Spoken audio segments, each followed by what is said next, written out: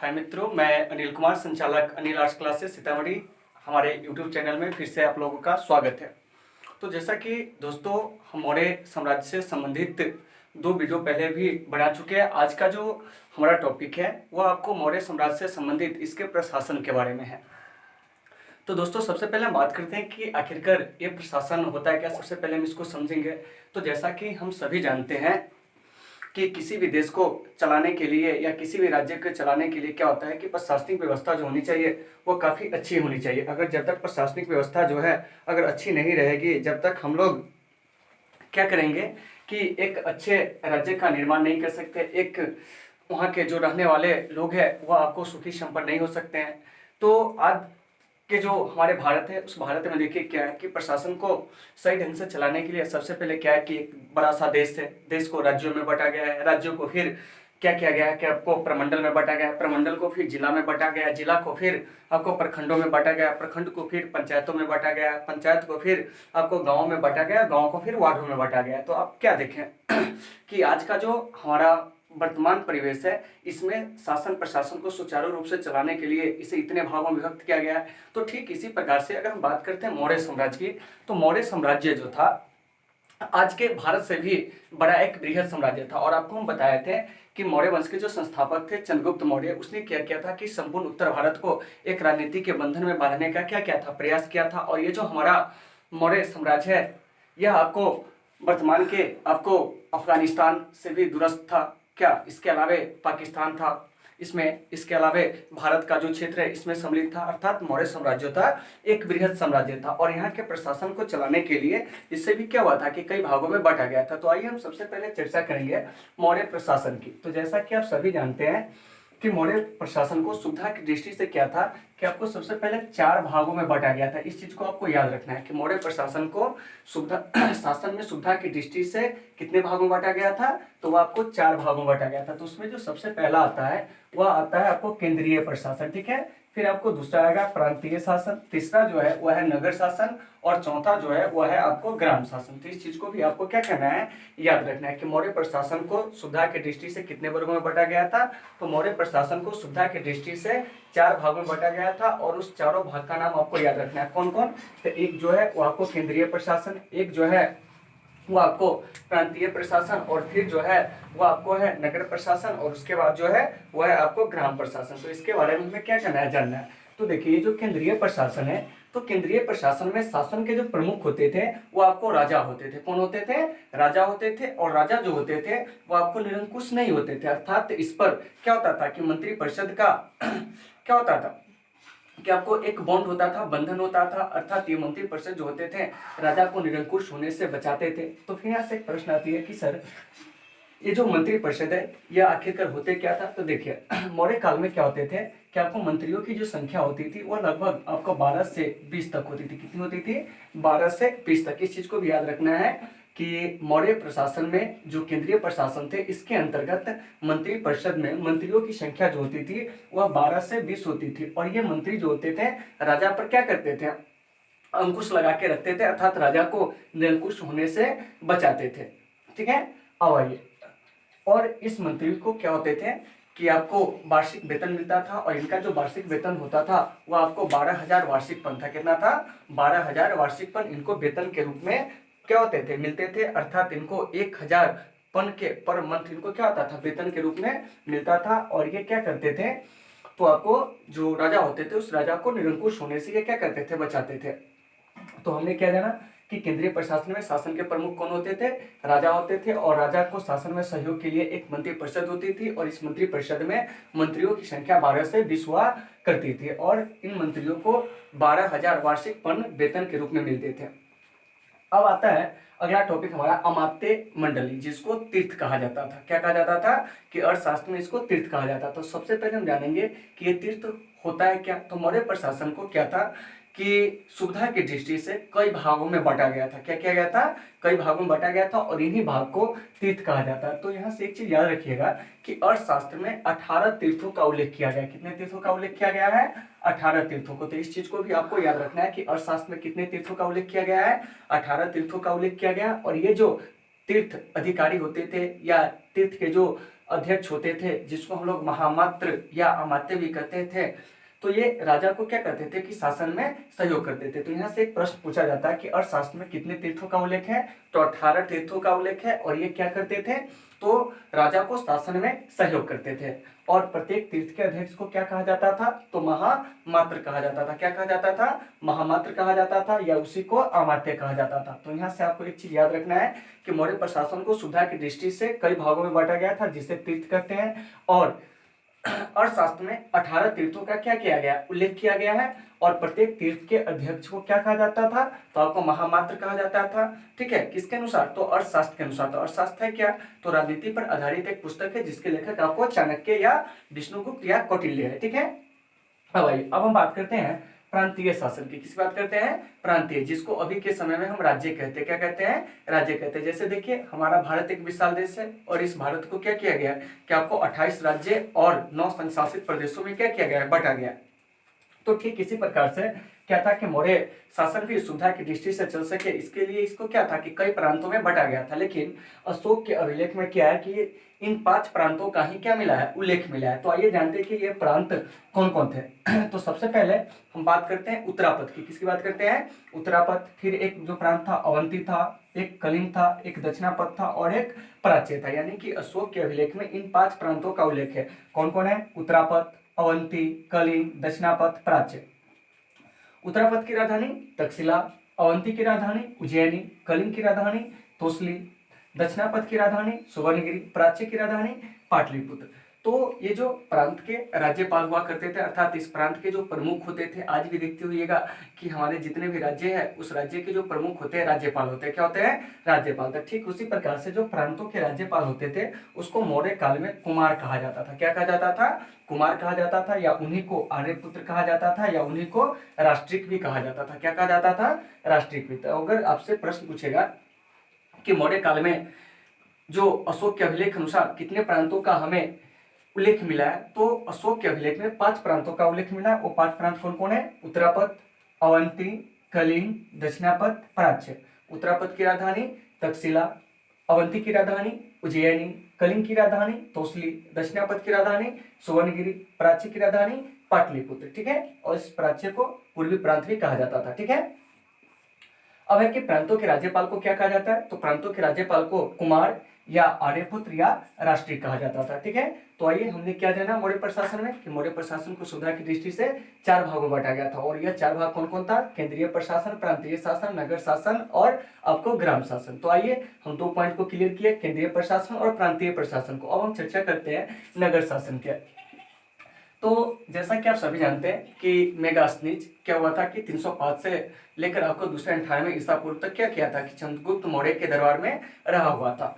तो इनकी जो कृति है इंडिका या मेगास्थनीज के अनुसार क्या है कि नगर का शासन प्रबंध जो करता था वो आपको 30 सदस्यों का एक मंडल करता था। कितने सदस्यों का एक मंडल करता था, 30 सदस्यों का एक मंडल करता था। और ये 30 सदस्य जो थे वो आपको 6 समितियों में बटे थे। कितने समितियों में बटे थे, 6 समितियों में। तो देखिए ये समिति कौन कौन है, शिल्प कला समिति, वैदेशिक समिति, जनसंख्या समिति, वाणिज्य व्यवसाय समिति, वस्तु निरीक्षक समिति, कर समिति। ठीक है, तो ये 6 समितियां थी, और इन 6 समितियां में ये 30 सदस्य जो थे वह बटे होते थे। और प्रत्येक समिति में क्या होते थे कि आपको 5 सदस्य होते थे। कितने सदस्य होते थे प्रत्येक समिति में, तो आपको 5 सदस्य होते थे। अब यहाँ से देखिए 6 और 5 का गुणा कीजिए, 6 पंचे 30, अर्थात कहने का मतलब हुआ कि नगर का जो शासन प्रबंध करने वाले जो व्यक्ति होते थे उस व्यक्ति की संख्या जो थी वो कितनी थी, 30 थी। और ये 30 सदस्य जो थे वो कितने सदस्यों में कितने समितियों में बटे थे, तो आपको 6 समितियों में बटे थे। और प्रत्येक समिति में जो सदस्यों की संख्या होती थी वो आपको कितनी होती थी, तो आपको 5 होती थी। तो यहाँ से ऑब्जेक्टिव ये प्रश्न पूछे जाते हैं मेगास्थनीज के अनुसार नगर का शासन प्रबंध कितने सदस्यों का एक मंडल करता था, तो 30 सदस्यों का मंडल करता था। और ये समिति जो थी वो कितने भागों में बटी होती थी, तो ये समिति जो थी वो आपको 6 भागों में बटी थी। और प्रत्येक समिति में कितने सदस्य होते थे, तो 5 सदस्य होते हैं। ठीक है, तो इस चीज को भी आपको याद रखना है। ठीक है, अब हम बात करते हैं ग्राम शासन के। तो ग्राम शासन जो था वो मौर्य काल में क्या था कि आपको प्रशासन की सबसे छोटी इकाई थी, क्या थी, प्रशासन की सबसे छोटी इकाई थी, और इसके जो प्रमुख होते थे उसको ग्रामिक या ग्रामीणी कहा जाता था। याद रखना है आपको कि ग्राम शासन के जो प्रमुख होते थे उसको क्या कहा जाता था, ग्रामिक या ग्रामीणी कहा जाता था। और इसके जो क्या कहते हैं कि जो एक प्रशासनिक अधिकारी होते थे गांव के, उसको भोजक कहा जाता था। क्या कहा जाता था, भोजक। तो यहाँ से एक प्रश्न पूछे जाते हैं कि मौर्य काल में ग्राम शासन में एक प्रशासनिक अधिकारी की नियुक्ति होती थी जिसे क्या कहा जाता था, उसे भोजक कहा जाता था। नहीं तो प्रश्न यहाँ से एक ये भी उठाएगा कि ग्राम शासन के जो प्रमुख होते थे मौर्य काल में उन्हें क्या कहा जाता था, तो उन्हें ग्रामिक या ग्रामीणी कहा जाता था। अब यहाँ पर एक चीज देखते हुएगा कि प्रशासकों में जो सबसे छोटा था वो कौन था, गोप था। कौन था, गोप था। और यह गोप जो होते थे वो आपको 10 गांव का क्या करते थे, शासन को चलाते थे। क्या करते थे, शासन को चलाते थे। तो यहाँ से एक चीज को याद रखना है कि प्रशासकों में जो सबसे छोटा था वो कौन था, गोप था, जो आपको 10 गांव के शासन को क्या करता था, संभालता था। तो आइए हम यहाँ पर थोड़ा सा चर्चा करते हैं मौर्य प्रशासन को, फिर से एक बार रिकॉल करते हैं कि मौर्य प्रशासन को सुविधा की दृष्टि से क्या किया गया था कि 4 भागों में बांटा गया था। और वह 4 भाग कौन कौन था, केंद्रीय प्रशासन, प्रांतीय शासन, नगर शासन और आपको ग्राम शासन। केंद्रीय शासन में जो सबसे प्रमुख होते थे वो राजा होते थे, और ये राजा जो होते थे अपने मंत्रियों के सहयोग से क्या करते थे, शासन को चलाते थे। और राजा के जो मंत्री परिषद होते थे वो राजा को निरंकुश होने से बचाते थे। तो यहाँ से प्रश्न उठता है कि मंत्री परिषद में मंत्रियों की संख्या कितनी होती थी, तो मंत्री परिषद में मंत्रियों की संख्या जो होती थी वो आपको 12 से 20 हुआ करती थी। फिर था कि मौर्य प्रशासन में क्या था कि सुविधा की दृष्टि से इसे कई भागों में बांटा गया था। इन भागों को तीर्थ कहा जाता था। क्या कहा जाता था, तीर्थ कहा जाता था। और अर्थशास्त्र में 18 तीर्थों का उल्लेख है, और प्रत्येक तीर्थ के जो अध्यक्ष होते थे वो आपको महामात्र या अमात्य कहलाते थे।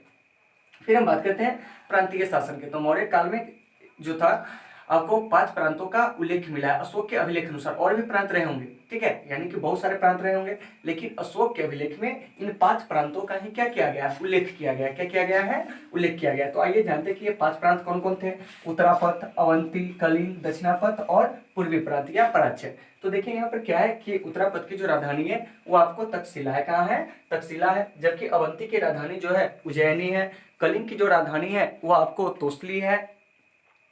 दक्षिणापथ की जो राजधानी है वो आपको सुवर्णगिरी है। प्राची की जो राजधानी है वो आपको पाटलिपुत्र है। तो यहाँ से हमने क्या देखा कि जो प्रांतों के राज्यपाल है उसे क्या कहा जाता है, तो आपको कुमार कहा जाता है, या उसी को आर्यपुत्र कहा जाता था, या उसी को राष्ट्रिक भी कहा जाता था। आइए हम अब अगला जो चर्चा करते हैं वो हम चर्चा करेंगे नगर शासन की। किसकी चर्चा करेंगे, नगर शासन का। तो देखिए, तो मेगास्थनीज के अनुसार नगर का शासन प्रबंध जो करता था वो 30 सदस्यों का एक मंडल करता था। तो यहाँ पर नाम आया मेगास्थनीज। तो आपको मेगास्थनीज से एक चीज को याद रखना है कि मेगास्थनीज जो था यूनानी शासक सेल्यूकस निकेटर का क्या था, राजदूत था, जो आपको चंद्रगुप्त मौर्य के दरबार में 305 ईसा पूर्व से लेकर 298 ईसा पूर्व तक रहा था। और इस दौरान इनकी एक यात्रा वृत्तांत लिखी गई जिसका नाम था आपको इंडिका। क्या नाम था, इंडिका, जो कि आपको मेगास्थनीज के द्वारा लिखा गया है। तो मेगास्थनीज ने अपने कीर्ति इंडिका में बताया कि नगर का शासन प्रबंध जो है वो 30 सदस्यों का एक मंडल करता था, और ये 30 सदस्य 6 समितियों में बटा था, और प्रत्येक समिति में आपको 5 सदस्य होते थे। और ये समितियां कौन कौन थी, शिल्पकला समिति, वैदेशिक समिति, जनसंख्या समिति, वाणिज्य व्यवसाय समिति, वस्तु निरीक्षक समिति, कर समिति। आइए अब हम बात करते हैं ग्राम शासन के। तो ग्राम शासन में जो ग्राम के प्रमुख होते थे उसको ग्रामिक या ग्रामीणी कहा जाता था, और यहाँ के जो प्रशासनिक अधिकारी होते थे उसको भोजक कहा जाता। तो यहाँ से क्वेश्चन पूछा जाता है कि प्रशासकों में जो सबसे छोटा था उसको क्या कहा जाता था। तो प्रशासकों में जो सबसे छोटा था उसको गोप कहा जाता था, जो 10 गांवों का क्या करता था, शासन को चलाता था, या 10 गांवों के शासन को संभालता था। आइए अब हम बात करते हैं सैन्य व्यवस्था की। तो देखिए, किसी भी देश की या किसी भी राज्य की प्रगति तभी हो सकती है जब वहां का सैन्य शक्ति मजबूत हो। क्या हो, सैन्य शक्ति मजबूत हो। तो मौर्य प्रशासन जो था वो इतना विकास क्यों किया, क्योंकि उसका जो सैन्य शक्ति था वो काफी ज्यादा क्या था, मजबूत था। क्योंकि अगर मान चलिए कि अगर हमें किसी अन्य राज्य को जीतना है, किसी अन्य राज्य को अपने साम्राज्य में मिलाना है, तो बिना सैन्य के सहयोग से तो ये हम नहीं कर सकते हैं। क्या, जैसे आज के वर्तमान परिस्थिति में देखिए, जैसे आप साम्राज्यवादी चीन का नाम सुनिएगा, तो चीन जो है अपने पड़ोसी राज्यों के साथ उसका हमेशा सीमा विवाद क्यों बना रहता है, क्योंकि उसके पास क्या है कि मिलिट्री की संख्या काफी ज्यादा है, वो सैन्य रूप से काफी मजबूत है। इसलिए वो क्या करता है कि अपने पड़ोसियों पर बराबर आक्रमण करता है, उसके भूमियों को मिलाने का प्रयास करता है। जैसे कि आप भी 2016 में देखे होइएगा डोकलाम विवाद। क्या, तो छोड़िए, हम यहाँ पर बात करते हैं मौर्य सैन्य व्यवस्था की। तो जैसा कि आप सभी जानते हैं कि मौर्य जो सैनिक व्यवस्था था उसमें जो सबसे प्रमुख होते थे वो आपको राजा होते थे। कौन होते थे? राजा होते थे। यानी कि मौर्य काल में न्याय के जो सबसे प्रमुख व्यक्ति होते थे वो भी राजा होते थे। आपको सेना व्यवस्था का जो प्रमुख होता था वो भी राजा होता था। क्या होता था? वो भी राजा होता था। ठीक है, तो मौर्य काल में क्या था कि आपको 6 प्रकार के सैनिक होते थे। कितने प्रकार के सैनिक होते थे?